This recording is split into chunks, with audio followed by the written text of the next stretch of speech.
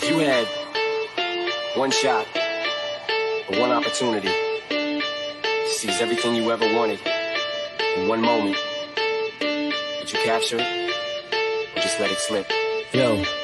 His palms are sweaty, knees weak, arms are heavy. There's vomit on his sweater already. Mom's spaghetti, he's nervous, but on the surface he looks calm and ready to drop bombs. But he keeps on forgetting what he wrote down. The whole crowd goes so loud, he opens his mouth, but the words won't come out. He's choking how? Everybody's choking now. The clock's run out, time's up, over, loud. Snap back to reality. Oh, there goes gravity. Oh, there goes gravity. Choke. He's so mad, but he won't give up. Daddies, he know he won't have it. He knows his whole back to these ropes. It don't matter, he's dope. He knows that, but he's broke. He's so stacked that he knows when he goes back to this mobile home, that's when it's back to the lab again, yo. This old rhapsody better back to this moment and hope it don't pass him. Listen, we can talk about the flag, but let's talk about the team. Wait.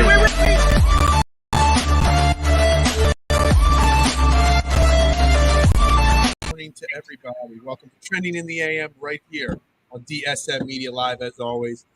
8:30 a.m., Facebook, Twitter, Twitch, YouTube, you know the drill. Retweet, like, share. Do everything that you got to do to continue to help spread the good word of Trending in the AM. I am your host, Phil Stifle here, at Bearded Knowledge on Twitter, joined as always by my main man, Jason Voorhees, at Mustaine3651. It's 24 hours till draft day. What are we going to do with the draft? What are the Eagles going to do with the draft? Will Howie Roseman learn from his mistakes and not screw this draft up? They are a majority of the topics that we are going to cover today as we inch closer to this draft. And obviously, we're going to talk a little bit about the Phillies as well at the end of the show. We'll recap last night's game as we finally get on a 2-game winning streak. And who knew? All it would take is Odubell, Herrera, and Roman Quinn being added to the round, because that's basically what happened. Good morning, Jason. How you doing today? Doing good. How about you, sir? Typical exhausted life of a retail worker just like you, right? Yeah, I am exhausted, but you know what? Like, I always wake up ready for these shows, and any kind of semblance of a bad mood goes away as soon as I get behind the camera. So, absolutely. Hey, like I said, once you click record or go live, it's like I don't care how tired I am. I'm ready to roll. I do got it. I got to say something. Your alarm's going off. yes. It's time. I think your alarm's late. It's 8:33. It's supposed to go off at 8:30 when it's time to be live. Yeah, that was not good. Yesterday was the 2-year anniversary from the first time I ever clicked go live or record. I know I'm not with the ATB anymore. That's the most of the shout out I'll give them. That's the most I'll say of their name on this show. But yesterday, 2 years ago, did a draft recap. It was the Jalen Reagor draft. It was the first time I ever clicked live or go record. And man, it's been a blast doing this for 2 years. I can't believe I'm about to do my third NFL draft now. And it's exciting, because 2 years I haven't saw. Who knew where I was going to go after 2 years ago? I was just actually Jeff, my man Jeff, who I still talk to on a regular basis. He was the one that was going to be on the podcast. He got sick or something like that. So I got asked to fill in, and then all's history. Then we did the show, and now I'm here with you every single morning 2 years later. So I just want to, touch back, look back, 2 years. It's a long time, but it's not in the grand scheme of things in what we do here. So anybody watching or that supported or followed, this journey that I've been on for the last 2 years, especially you, Jason, it's a major thanks to all of you. Well, and the thanks goes to you too as well, Phil, because you've been huge for me, and I know, I started a little bit before you. I think I was June of 2020. Okay. So this June will actually be, it'll be 2 years. Yeah. So I'm coming up on my 2 year, and pretty much I could say the same thing that you've helped me a tremendous amount on my journey, and I think we kind of feed off each other, and growing. It's just fun seeing it. I just said it though the other night when we went to the Phillies game, and that was actually the first time I met you in person.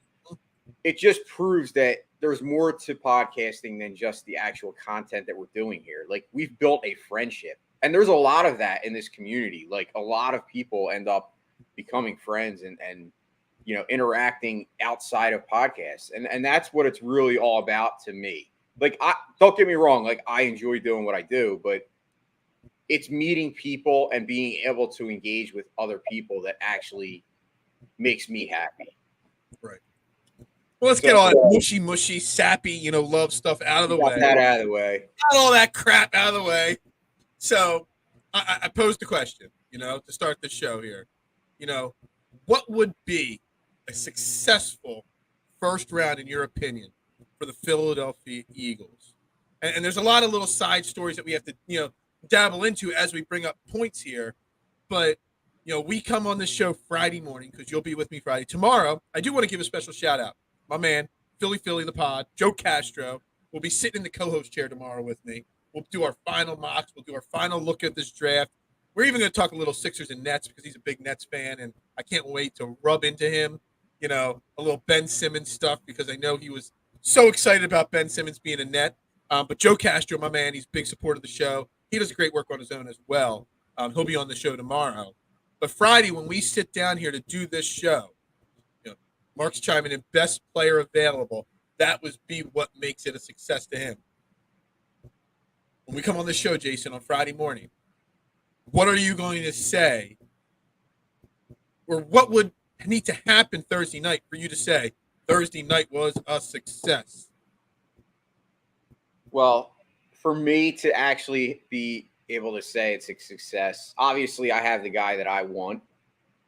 So Williams. Selfishly, I'm going to say I hope that we get that guy. You can say his name. You don't have to avoid his name. Jameson Williams. But I'm not going to go there. What I will say is, to be successful in my mind, I'd like to come out of this draft with, and let's face it, you're not getting an elite guy where they're picking unless you make a trade. Mm-hmm. So I'm not going to say an elite, but I'm looking to come out of this with a decent defensive player and a wide receiver. One of the best wide receivers. It doesn't have to be Jameson Williams. It could be a Chris Olave. It could be Pickens if they end up trading back. I'm just looking at it to get one defensive player and one wide receiver, because I think they are the two biggest needs on the team. So actually, it's interesting because I had saved up. So first off, Derek Gunn said yesterday, Derek Gunn, I don't know if you guys caught it, him and Barrett Brooks and I forget who the other guy is, Tosin, on Jacob Media, who I'm a big fan of the Jacob Media online stations, again, away from the dial. They have a new show at 12 o'clock. And on his show yesterday, I believe it was, he said that his sources, and I don't think there's any reporter or beat guy or podcaster or radio guy as in tune with the Eagles as Derek Gunn. He's got the inside track of, the most legit source there is. And he says the Eagles are going to draft the defense. Their targets are wide receiver and defensive end, edge rusher. That is what he thinks that they're targeting. Yes, it's going to be the third year in a row with wide receiver. Before we get to the other positions, I mean, one of the questions I posed in the description of the show, there's always a position or two that once one falls off the board, then you go on a run. And then teams got to reach and stretch or whatnot. And, quarterback is one that we'll talk about in a minute. But wide receiver is one, obviously. So, you got Jameis Williams. You've got, Olave, Drake London, Garrett Wilson. You can go a little further down the board, Sky Moore, George Pickens, who Chris was talking about yesterday on the show, Traylon Burks. You got 1, 2, 3. You got about 7 wide receivers that are first and top half a second round guys. But, if all of a sudden I'm looking at the draft board here, Detroit could use a wide receiver. Houston could. The Jets obviously could. They have 2 top 10 picks. The Giants are looking to move on from their guy from last year, so they might need another wide receiver. Carolina maybe. The Jets again at 10. Washington's talking about another wide receiver. Baltimore. There's 5 or 6 teams all ahead of the Eagles that might want a wide receiver. So is wide receiver going to be that position, or is it going to be quarterback? I mean, it could be cornerback even.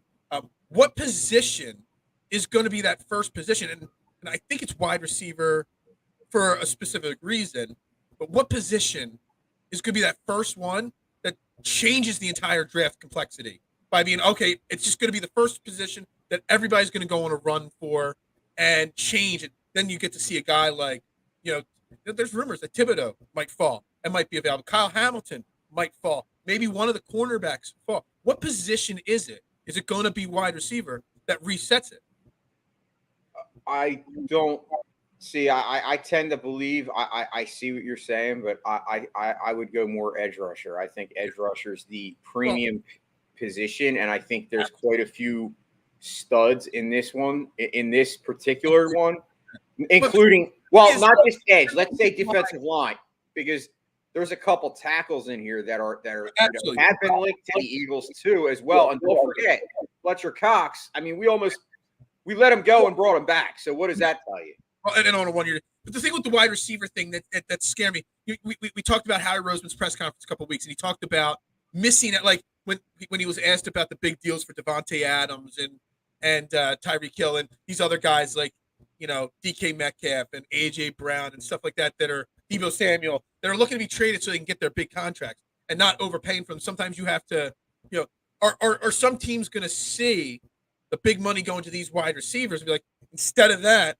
I'm going to make sure I get one of these, because let's be honest, we're both Jameson Williams fans. We both think he's the best guy in this class, but there's 2 or 3 really talented wide receivers, and there's 5 or 6 that they're going to be really good number 2s at worst. Almost all those guys I named will make some form of an impact in the NFL if they go to the right situation. So do GMs now be like, all right, well, instead of paying all that money, let's get a guy in the first round so we control his 5th-year option, and then we don't have to worry about spending big money on a wide receiver for 5 more years. So that was the thought process that was going in my head that said maybe wide receiver would be that position that changes how this draft board plays out. Well, let's face it. If that does happen, the Eagles are one of the teams that has the capital to ensure that they get one of the better guys. So if they see that a run starts happening, I believe Howie, and knowing his track record, I definitely think we're going to see a trade. I'm almost guaranteed that we're going to see Eagles. I believe that we're going to trade up. And I liked this scenario. If we listen, I love the wide receivers, but if we could get Williams, the safety, I mean, are you kidding me? I'm sorry. I'm saying Kyle. You're so stuck with Jameson Williams that you're putting him in every position. If we could get Kyle Hamilton somehow in this draft, after him being pretty much all offseason being the number 1 prospect in this draft, I mean, who's gonna bitch? I mean, if we got him and we end up with Pickens as the wide receiver, would you be mad? No, I would be thrilled. At 18, I would be upset if he was. I agree with what Chris said. Trading up to get either. No, I'm saying, but I don't think Pickens. I don't think Pickens would be taking it. I think they would trade back because I don't think any of the guys will be there. That's what I'm saying. Yeah, absolutely. Exactly with what he said scenario. Because I don't think. If you want Jameson Williams, you're going to either have to get him at 15 or you're going to have to move up. Yeah. Olave, I think you could possibly will be there at 15 unless other teams think he's better than Jameson. Like I said, dude, it's a matter of semantics when it comes to that. Like, it's who the team values. I mean, we saw it last year. Remember, Miami took what's his name? The wide receiver? Think of the wide receiver's name. Yeah. Why am I drawing a blank? Jalen Waddle. A lot of teams had Devontae Smith rated higher than Jalen Waddle, but Miami, and so far, Miami looks like a genius. Listen, Jamar Chase, Jalen Waddle, Devontae Smith, all good wide receivers. Yeah, they're all. Yeah. That's what I'm getting at. So if we don't get Jameson Williams, we get Chris Olave, I'll be happy. The one guy I don't like, and that's just my personal opinion, because he reminds me too much of J-Jaw, is Drake London. Mm-hmm. But then again, I could be proven wrong, and Drake London could be the best wide receiver in the class. It happens all the time. And Chris nailed it, though.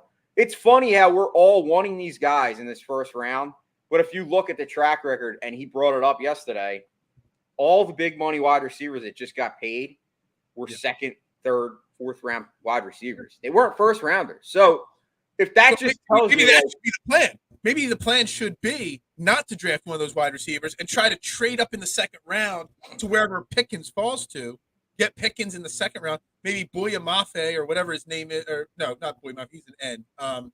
See, I'm so bad. Sky Moore. Maybe Sky Moore falls into the top half of the second round. Maybe one of those guys you trade up for. Maybe that's the way you play it out. I don't know. But I think there's 3 positions that are going to dictate this draft. I threw cornerback in there, but it's probably not. It's going to be wide receiver. Oh, man. Al's watching the show today with me. He's got some gas, man. Oh, dude. I can't even get my thoughts together. My dog, guys. He's got some gas here, man. He's even looking at his butt right now. Man, it's going to be wide receiver. Man, I can't breathe right now. Dude. Wow. It's like hotboxing me in here. Oh, jeez. Open a window, Al. Man. I lost what was I even talking about. Wide receiver. It's going to be the edge, how the edge guys come off the board, and it's going to be quarterback. Those 3 things, whether they go on runs or don't go on runs, is going to be what dictates the top half of this draft, top 15, top 20 of this draft. So, I look at 2 picks specifically that are going to dictate this draft. It's pick 2 with Detroit and pick 6 with Carolina. Okay? Both teams need a quarterback. Now, a lot of people got Desmond Ritter or Ritter, whatever his name is, going to Detroit with pick 32, the last of the first round. But what if Detroit's enamored with Malik Willis and they want to take a quarterback right there too? They still got Jared Goff. They can, give whoever they take a quarterback at number 2 there, a season to kind of just learn and just, ease them into to an extent, or if they don't go there too, Carolina at 6, will they take a quarterback? Now, I thought for a month and a half, there was literally 0 doubt that they don't take a quarterback at 6. Now, all of a sudden, the last couple of days, my mind's been tweaked. I've seen some higher-ranking people than us doing mock drafts at them not taking a quarterback now. So maybe the quarterback falls. And I think if quarterbacks start to go in those first 2 picks, other positions are going to fall. And if quarterbacks start to go in those first 2 picks, Pittsburgh and New Orleans and some of these other teams that need quarterbacks might panic and jump up to take a 3rd or a 4th guy. So I think quarterback dictates what's going to happen with the edge rushers, and what happens with the edge rushers dictates what happens with the wide receivers. So I think those 3 positions are going to dictate what happens. I think it's those first 6 or 7 picks that's going to lay out what happens with the rest of the draft. I mean, you think you're spot on. It's just crazy because every year, every single draft, there's one kind of pick or maybe sometimes 2 or 3 that make you shake your head. And there's also a surprise trade where you never expected it. And right. Somebody's actually has somebody that they're enamored with. Right. And, they want to go up and get them. So I think wide receiver, I think quarterback, I have a feeling that Malik Willis is going to go higher than we think. Okay. Originally I had him slotted at Carolina at 6, but then all of a sudden in my head I'm like, maybe I'm starting to read some things that maybe not. If Detroit takes Malik Willis at 2, that just changes everything. Detroit could take him. Jared Goff to me is a guy that Jared Goff is almost on the same track as Carson Wentz. They were drafted the same year, 1 and 2. Both, Goff played in a Super Bowl, but Wentz made a Super Bowl. Both kind of were in a Super Bowl early in their careers, and now are on it. Goff's on his 2nd team. Wentz is on his 3rd, but Goff could very well be on his 3rd team. They have a similar. How crazy is that? We always said that they would be linked together. They're going to continue to be linked together forever. But I just don't know whether. Everyone says this is a weaker draft class for the quarterbacks. I don't believe it. I don't think it matters if it's a weaker class or not. It's a quarterback-driven league. Everybody needs a quarterback. Everybody's willing to take a chance on a quarterback.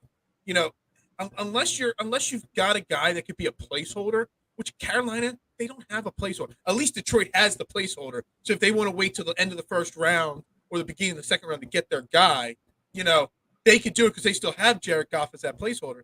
But Carolina doesn't.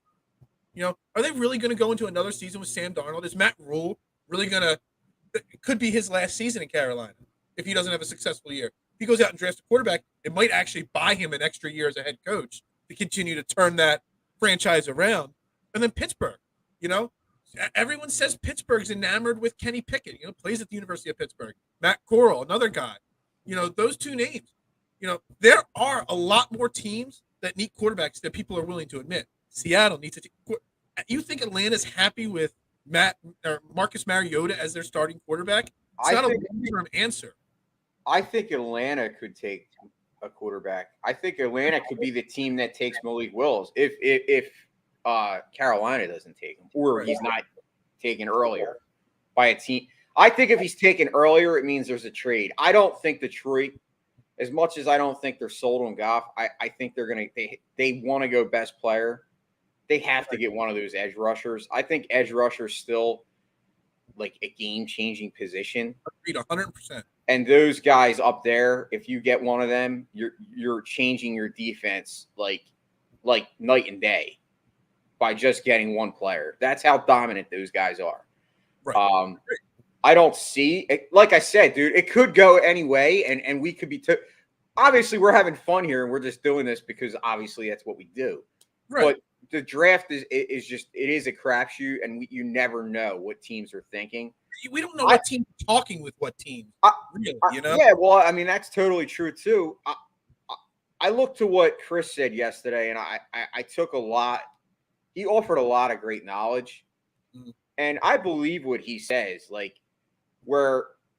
And I think we kind of started talking about it before Chris came on. The fact that every year there's all these quarterbacks that everyone's raving about, and generally a lot of times it's the one that was drafted 3 picks later that ends up being the best in class. I think the same bodes for the fact that everyone's saying that this is a weaker quarterback class.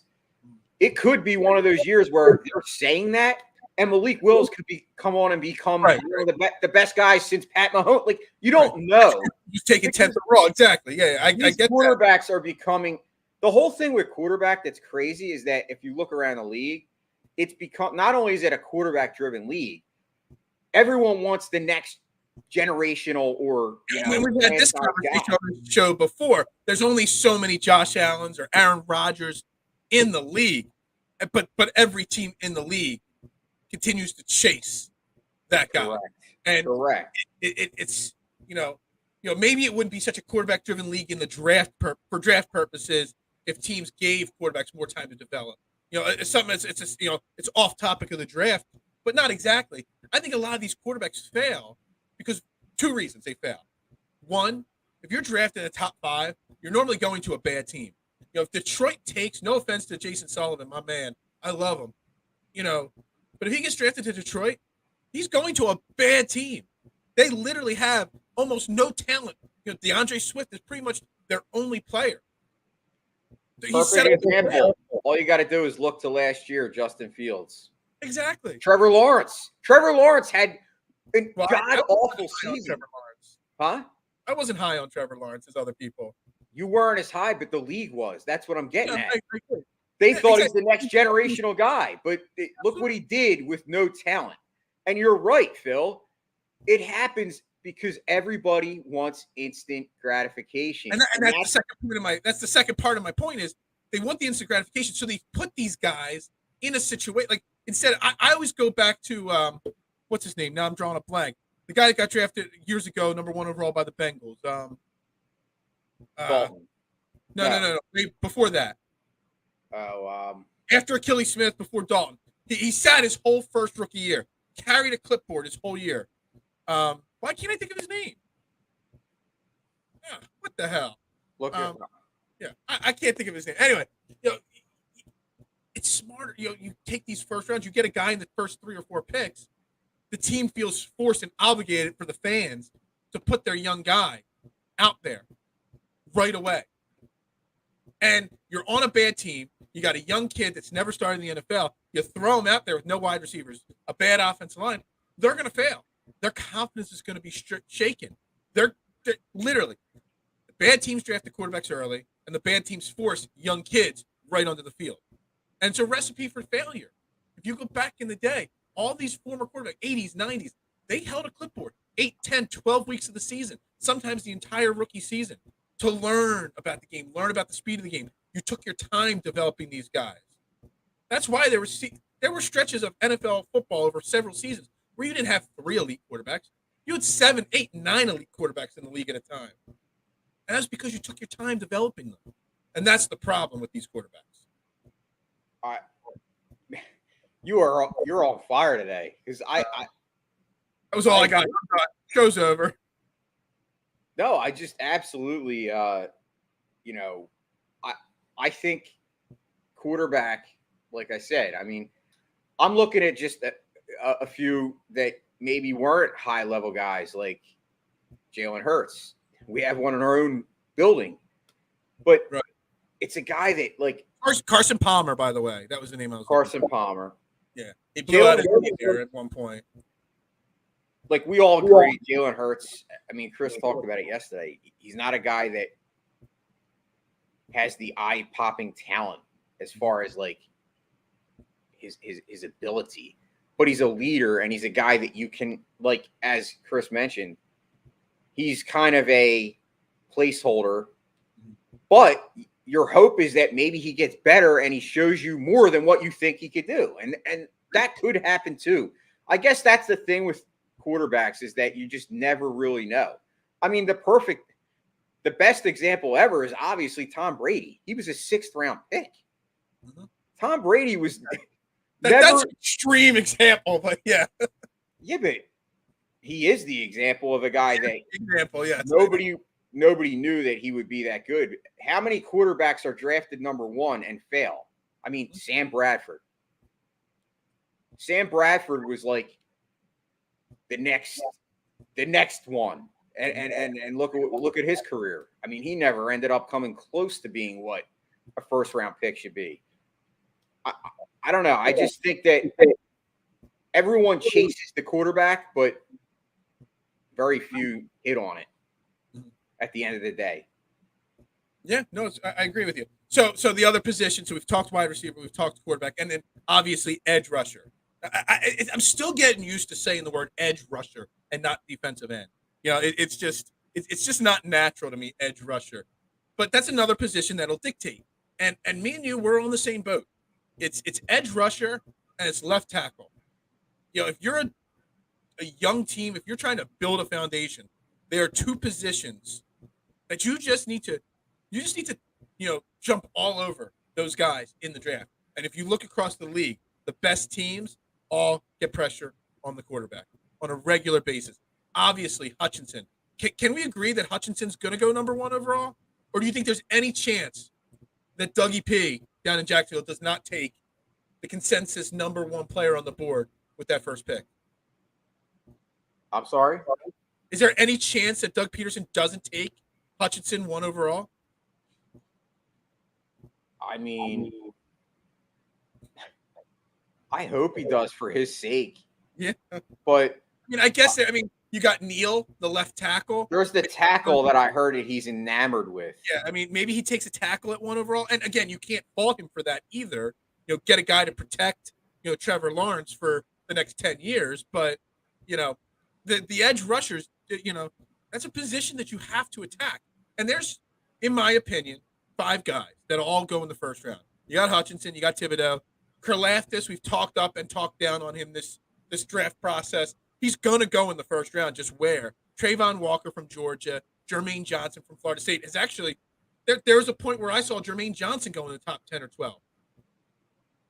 Will we see these guys start to slip, or are we right on and 2 or 3 of these guys are going to go in the top 5 or 10 spots? I mean, I think it's the position that can be the biggest and quickest of being a game changer. So for that respect, yes, I do think there's going to be quite a few. I mean, Jermaine Johnson, obviously, like you said, he was linked to the Eagles at 15. Right. I don't think there's any way in hell that he's dropping to them. I don't think any of these guys. I mean, like I said, I will be shocked. But once again, like you said, there could be a run. There could be that run on quarterbacks or wide receivers, and some of these guys slip through the cracks. I mean, Agreed. That's why it's always important to have a plan B. Right. Because a plan B, a plan C, a plan D.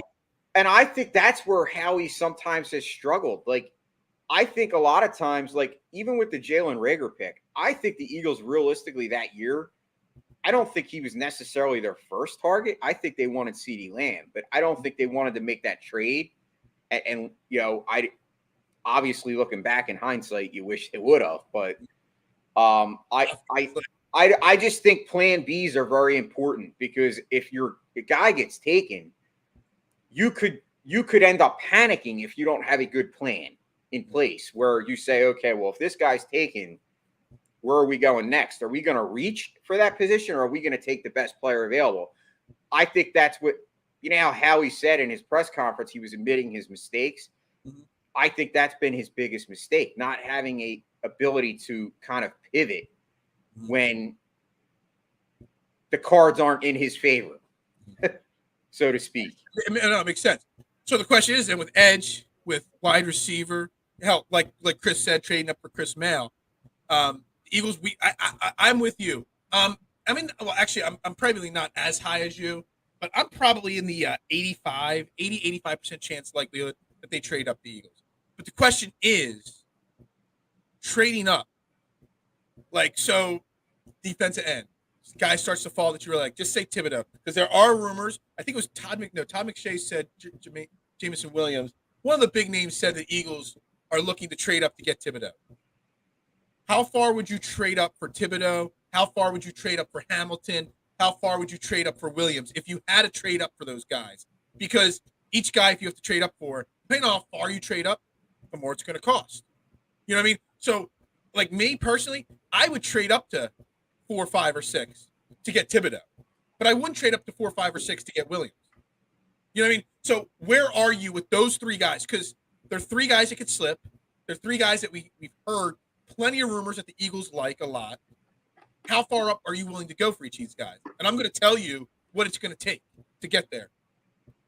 Okay, so for Thibodeau, I'd be willing to give up 15, 18, and a second. You're willing to give up that much to get? Well, how far up do you think they have to go? Is 4. Is what I'm saying. 4 or 3. You think they have to get up to 3 or 4 to get Thibodeau? Yeah. It's going to definitely take that much. I mean, you just look at what they gave up to get Carson Wentz to move up. Yeah, it's going to take both first round, and that pretty much means you're done. So basically, day 1 and 2, all you're getting is Thibodeau, and you're. I'm not going to do that. That's what you asked me. What I'd be willing to give up. No, I was asking how far up you'd be willing to move. Oh, okay. Well, I just don't. I'm not willing to give up that much for Thibodeau. I would be willing to move up to 6. That's like my cutoff. I would trade with Carolina at 6 for Thibodeau. I wouldn't go any higher because I think 6, you could get 6 for 15, maybe Andre Dillard or Gardner. I've heard rumors that Carolina really likes Gardner Minshew as a placeholder at quarterback.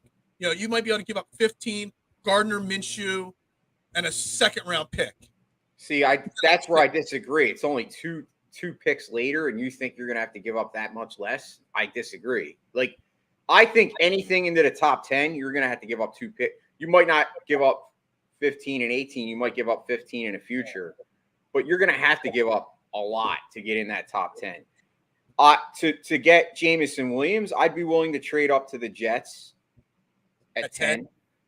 And I think to only move up to 10, I think it's going to cost you 15 and a play, maybe 15, Jalen Reagor, and a 3rd-round pick.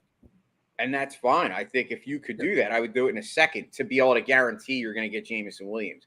Right. I don't think he's fallen to 15. I think Garrett Wilson, Jameson Williams, and Olave could be gone. That's how much this wide receiver. I'm starting to, like, the more I get close to this, I'm thinking, like, there's a lot of teams that are going to want wide receivers because of what you said. The fact that a lot of these teams don't want that whole starting conversation now, 35 minutes into the show, you know, it's kind of tweaking your opinion a little bit there, you know? The money aspect of it is part of it for sure. It is, and I think if you want your guy, I think go no further than last year when we traded up, you know, with our arch rival to go ahead of the Giants to get Devonta Smith. I mean, sometimes you got to be aggressive or else you lose the prize. If you want a guy, I mean, I'm not saying give up the farm, but you have to be willing to be aggressive. Sitting back, a lot of times we've seen it where you have this guy in your mind. I remember a couple years ago, I wanted Dalvin Cook. Right. And the Eagles did not make up a trade. They could have made an easy trade to get up and get Dalvin Cook, and they didn't. I remember he was taken by, obviously, the Vikings. But, I know running backs aren't the same as they were, but I was just enamored with Dalvin Cook, and they would have only had to move up like 2 spots or whatever it was, but they didn't do it, and of course, the rest is history. But that's my point. Like, you can't sit back, because it's one thing to sit back and be patient, but you got to know where the other teams are too. And I think Howie is good at that. That's part of what makes Howie good. He's able to read the room when it comes to the other GMs. And that's why he uses a lot of, things with the media where he puts things out there that he wants out so that, other teams might start. He plays the game. Exactly. He plays the game very well. Good at like I said, I've said it 100 times. Cap management isn't his best asset. And in fact, it's like one of his bottom assets, in my opinion. His draft day trades. People might bash his drafting overall record, which I don't, but his trading of draft picks is his number one. He knows how to read the room. He knows how to get value. And if you look at his trades, he very rarely gets the wrong end of the deal in a draft pick type trade. He's always either even or winning on every single one of them. So, it definitely plays out. How about Kyle Hamilton? How high up are you willing to trade for Kyle Hamilton?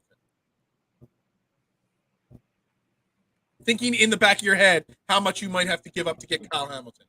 Because Chris yesterday said 10. You might only have to get up. Hey, my man Swagman, who I had a conversation on Twitter with the other day, thinks that he'll still be there at 15 and they won't even have to trade up for him. So how high are you willing to go for an elite safety? I mean, he's the best player in the draft. Absolutely. But the league doesn't value safeties in the first round of drafts like it should. I would go to 10. You would go to 10. You wouldn't go higher than 10. I would go. Yeah. Would you be willing to part with 15 and 18? And whether it's a player, whether it's a future second round pick, whatever it may be. If you have to give up, say, 15 and 18 in that 2024 second round pick we just got in the trade with the Saints. No, the only player that I'm going up to get it for that type of a package would be Hutchinson or Thibodeau. Like,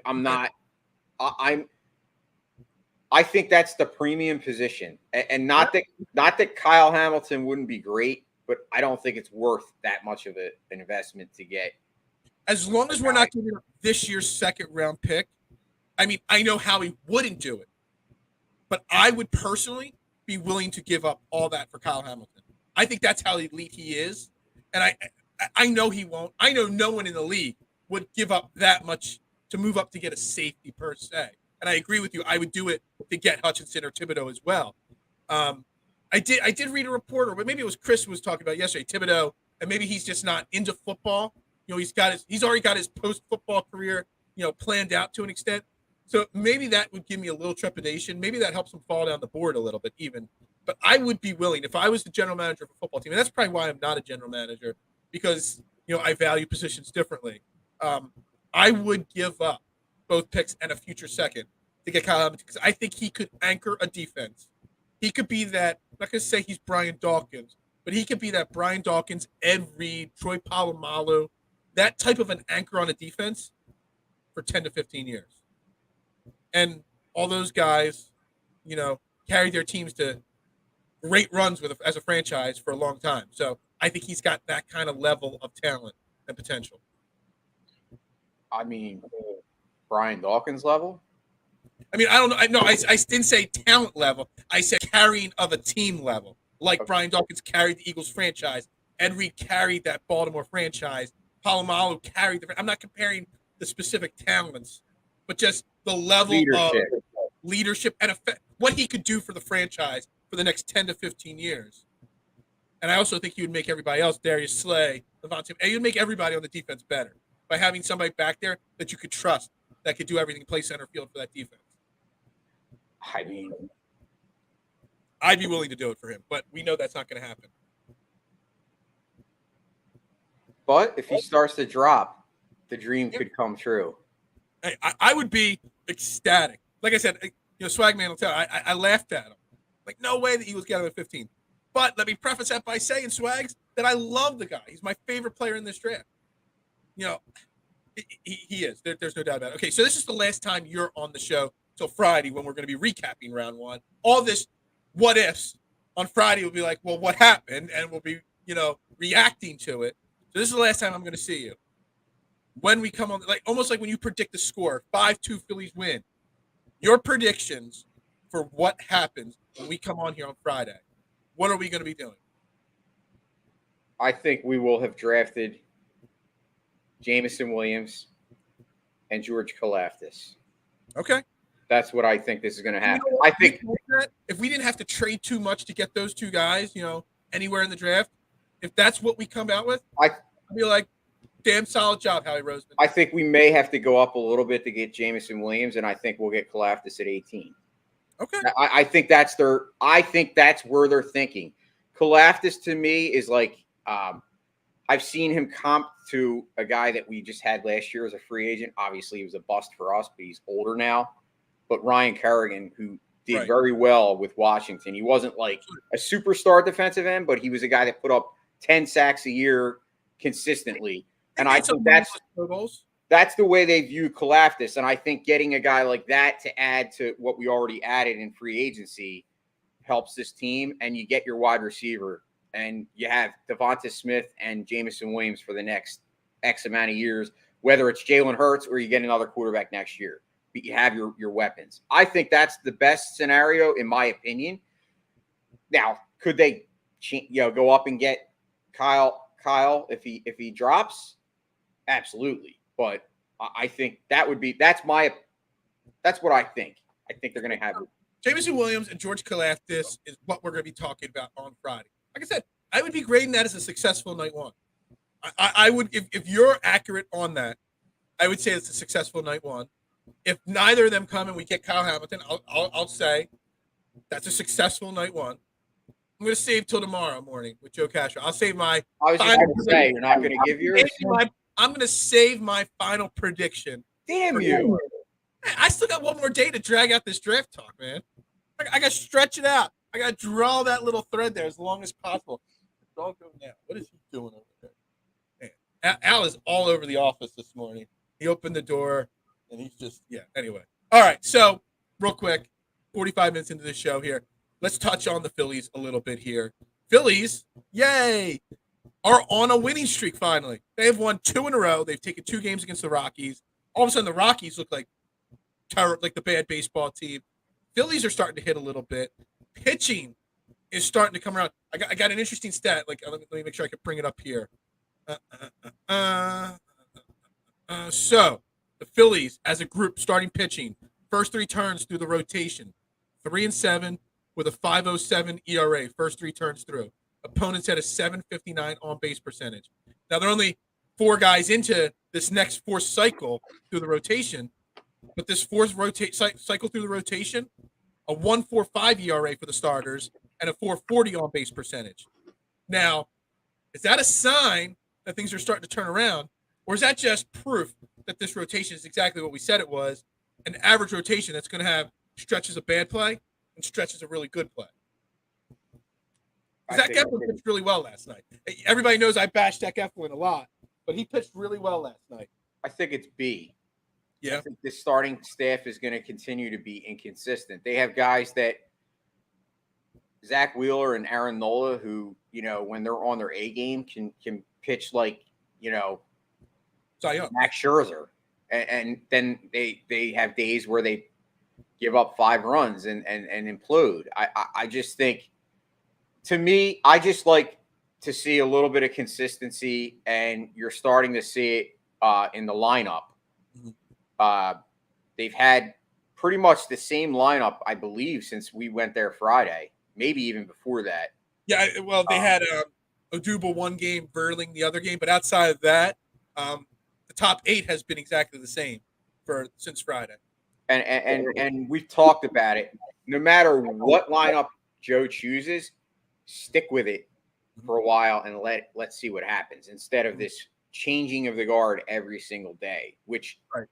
By the way, obviously, we know they sent Stott down. We haven't talked about that yet, but and you know what? I know you're. I know you, like me, are Stott people.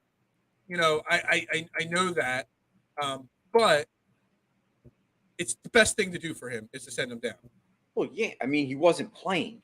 Right. He only played in like 3 games. I think he started 3 games. Like, if you're gonna have a guy of that, that's your number one prospect, either he needs to play more, or he needs to be in AAA where he can play more.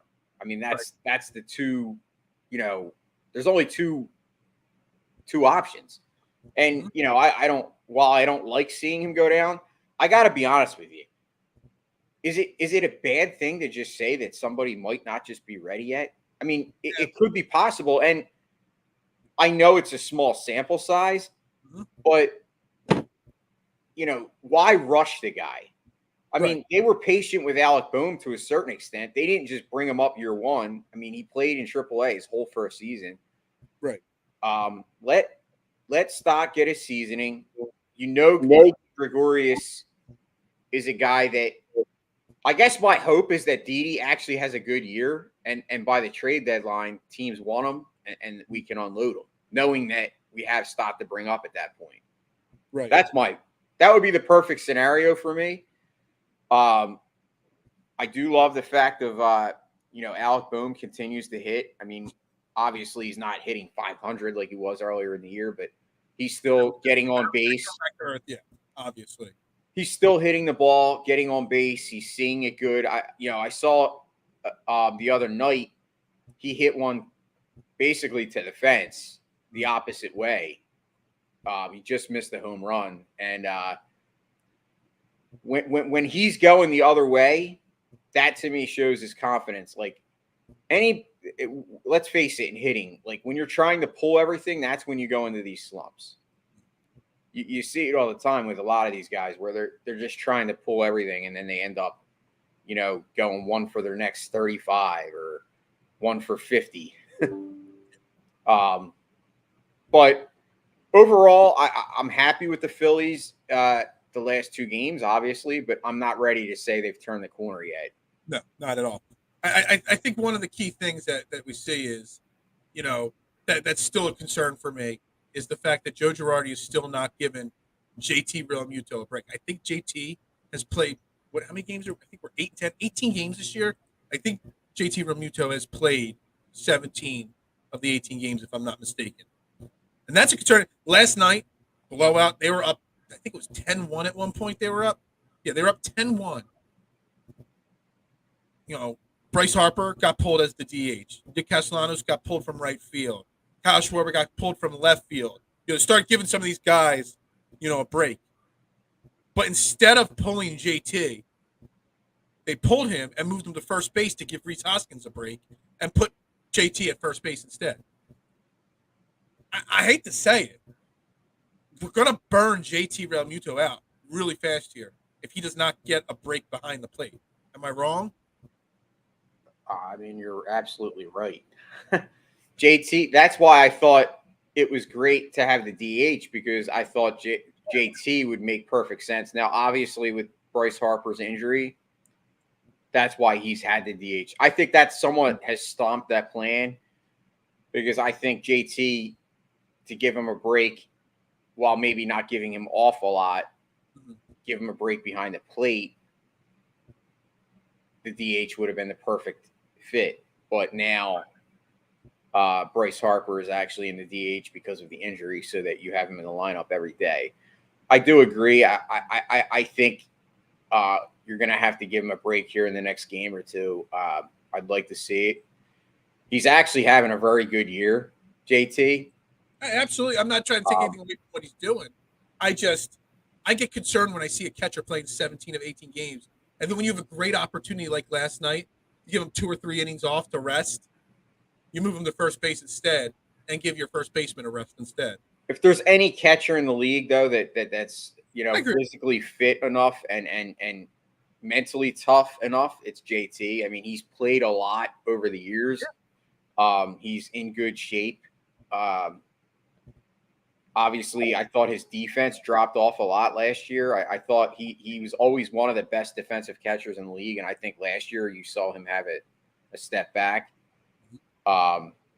But I see him throwing with confidence. He threw that runner out. You saw that the other day.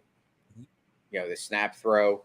I think, I agree. He does need a break, but in the scheme of things, he's probably at the bottom of my worries on the team. To me, the worry that I have the most is that these other guys still aren't hitting the ball the way, they're not showing any sign of coming out.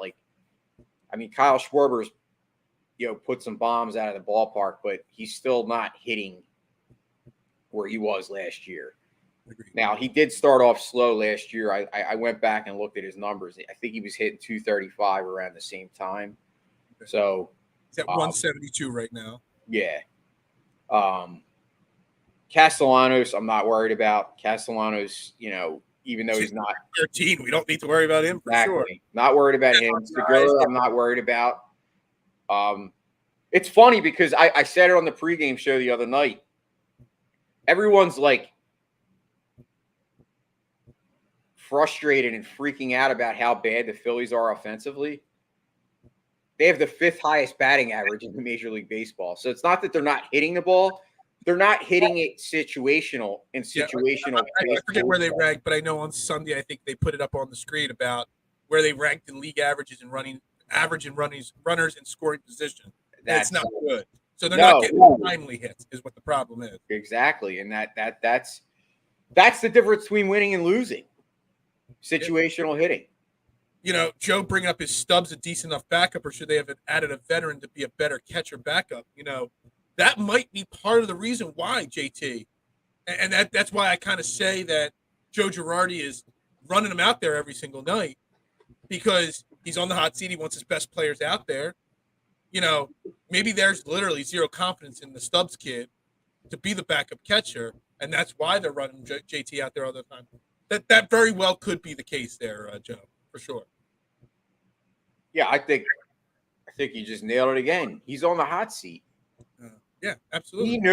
Joe Girardi knows that he's in the crosshairs. Like you said the other night when we were at the game, when I was like, why is this guy playing? And you said, well, he's going to play whoever he thinks gives him the best chance. Right. I was saying that Bryce Harper should maybe go on the IL for 10 days. And I don't think it would be a bad idea. He was on the IL last year twice. I don't like time, too short of a break, which caused him to go back on the IL for a longer period of time. Yeah, and let's face it, you need Bryce Harper down the stretch more so than anything. And he showed last year that he's capable of having the second half of second halves. That's what he does. But Joe Girardi's stubborn, and like you said, he's going to put whoever he thinks gives him the best chance to win. And I agree. Bryce Harper's not wanting to come out, and he doesn't want to go on the IL. I'm just saying long-term future, and, I don't know how bad the injury is. All I know is if he's not able to play in the field, it must be pretty bad to the point where he's not able to throw. Right. So just a side note. Yeah. So they play tonight, Rockies, game 3 of the series. Do the Phillies get the sweep? Ranger Suarez going up against Ryan Feltner. Who? Ryan Feltner. He's a relief pitcher, basically. He's listed, his bio lists him as a relief pitcher. He's got 2 starts, 2 games, period, in his career. None this year. He's got an 11.37 ERA. There must be an injury or something because he looks like, from what I'm looking at, a spot starter type guy. Ranger Suarez, his 3rd start. We saw Ranger Suarez on Friday night. He did not dazzle me. Those first 3 innings were 3 of the longest. I think it took an hour and a half to get through the first 3 innings on Friday night with Ranger Suarez on the mound. He just was not putting people away. A lot lot of pitches. But like I said, this fourth time through the rotation, it seems like everyone's starting to turn a corner. Just like hitting's contagious, pitching's contagious to an extent as well. What do we think happens tonight with Ranger Suarez and with the Phillies? Predictions? Sure. I think we get our third W in a row. Oh! I like the mojo right now. I like the mojo. I think Colorado, obviously, their record-wise, they've played better than I believe they are. I think Colorado, to me, they do have a lot of veterans. Charlie Blackmon, obviously, Chris Bryant. Their pitching is just not there. And I think it's the perfect team for the Phillies to, kind of break out of their slump with. And they've shown it so far, scoring 8 and 10. I'm going to say tonight is going to be a 7-4 win. Okay. All right. So the thing that scares me, and I know this year's team's different than last year's team, which is different than the year before that's team. But there's always like trends amongst an organization, just like the Sixers, It's like they're always a turnover team. They always make bad mistakes. Doc Rivers' teams always lose closeout games. The Phillies teams over the last 5, 10, hell, maybe even 20 years, always struggle when the opponents throw a bullpen rotation at them for a game. That's basically what they're doing. This guy's going to go 2 or 3 innings, then they're going to go another bullpen guy for 2 or 3 innings, another bullpen guy for 2 or 3 innings, until they get later in the line into the game. And that, for some reason, scares me.